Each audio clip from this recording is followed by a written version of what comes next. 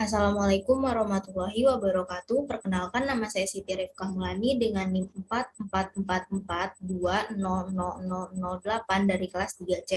Di sini saya akan menjelaskan tentang gelatinisasi. Sebelum saya menjelaskan gelatinisasi, sebelumnya kita harus mengetahui granulopati. Granulopati selalu disusun oleh dua polimer, yaitu amilosa dan amilopektin, dalam suatu cincin dan dihubungkan dengan ikatan hidrogen. Rasio amilosa dan amilopektin dalam granulopati berbeda-beda untuk setiap sumber patinya. Umumnya, kandungan amilopektin lebih besar dibandingkan amilosa.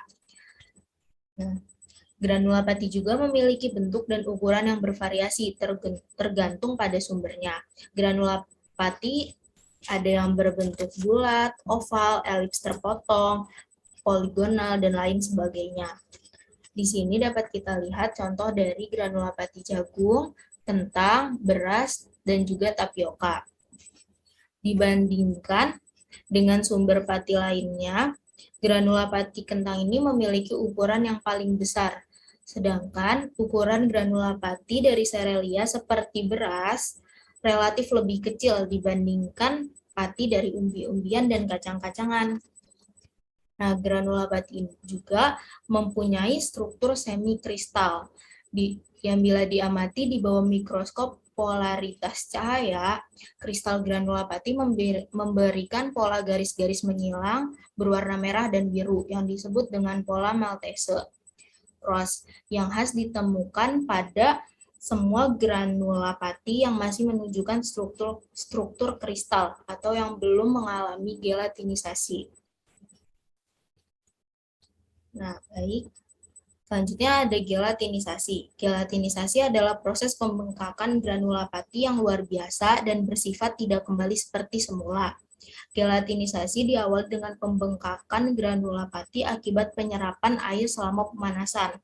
Suhu pada saat granulopati pecah disebut gelatinisasi, yang dilakukan dengan penambahan panas. Suhu gelatinisasi ini dapat ditentukan dengan polarized mikroskop.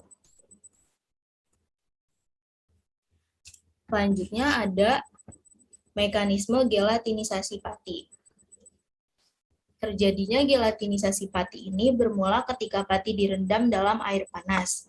Air akan berpenetrasi masuk ke dalam granulopati secara perlahan dan bolak-balik, sehingga menyebabkan rusaknya ikatan double helix pada amilopektin dan putusnya ikatan hidrogen antar molekul dalam granula.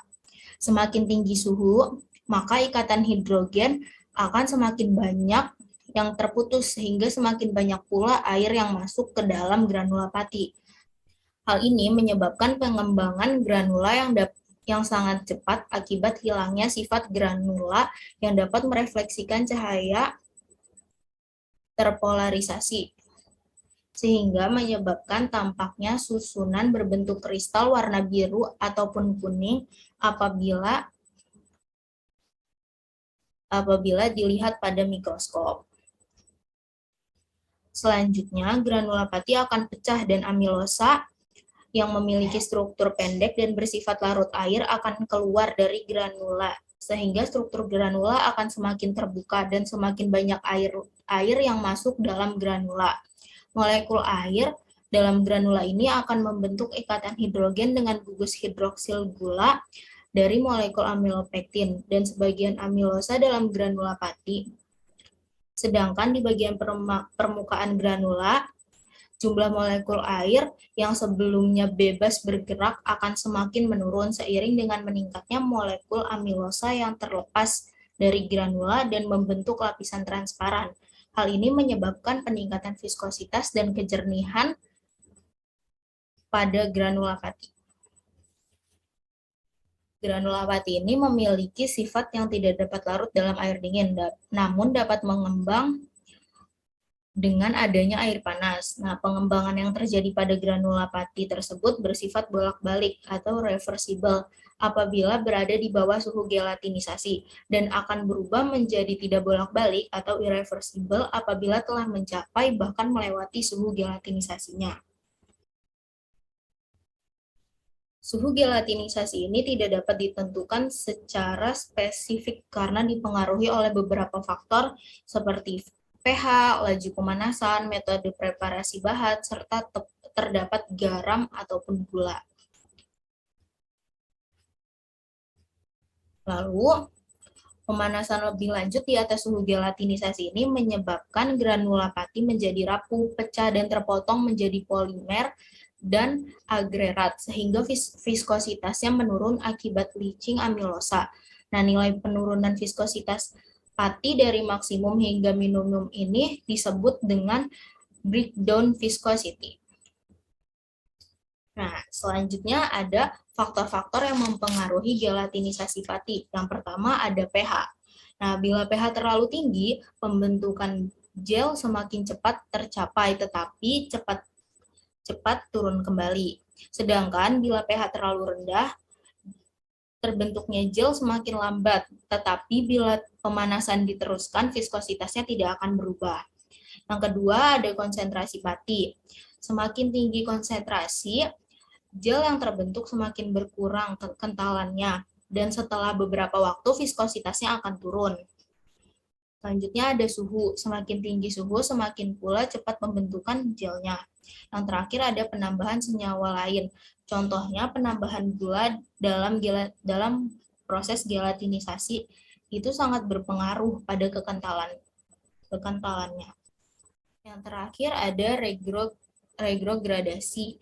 Regrogradasi merupakan suatu peristiwa pembentukan kembali struktur kristal pada pati yang telah mengalami gelatinisasi pati. Jadi selama penyimpanan, suhu di sekitar gel ini akan semakin menurun, sehingga molekul amilosa yang berada di luar granula akan cenderung berikatan satu sama lain melalui ikatan intermolekuler, serta berikatan dengan cabang molekul amilopektin yang berada di tepi luar granula pati. Nah, hal ini menyebabkan butir-butir pati yang mengembang akan tergabung kembali dan membentuk mikrokristal yang kemudian mengendap.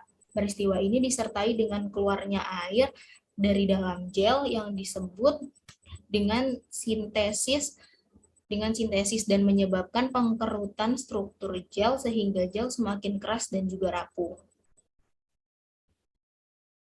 Terdapat beberapa faktor yang mempengaruhi terjadinya regrogradasi, seperti jenis dan konsentrasi pati, suhu dan waktu penyimpanan, pH, prosedur pemasakan dan pendinginan, serta adanya komponen lain di sekitar gel. Nah, regrogradasi ini dapat dipercepat dengan adanya pembekuan. Setelah mengalami pembekuan, pasta pati ini akan membentuk massa yang menyerupai spons dan mudah melepaskan sehingga besar airnya dengan sedikit tekanan saja. Namun pati dengan kandungan amilopektin tidak akan mengalami retrogradasi meskipun bahan dibekukan. Yang terakhir, komponen utama yang menyusun struktur kristal pati yang terretrogradasi adalah molekul amilosa. Jadi kecepatan dan jumlah retrogradasi meningkat seiring dengan meningkatnya jumlah amilosa. Retrogradasi ini cepat disebabkan karena adanya banyak molekul amilosa yang tersusun atas rantai paralel, sehingga retrogradasi lambat ditunjukkan dengan adanya rekristalisasi secara lambat oleh molekul amilopektin di luar granula tersebut. Baik, mungkin cukup sekian dari saya, kurang lebihnya mohon maaf. Wassalamualaikum warahmatullahi wabarakatuh.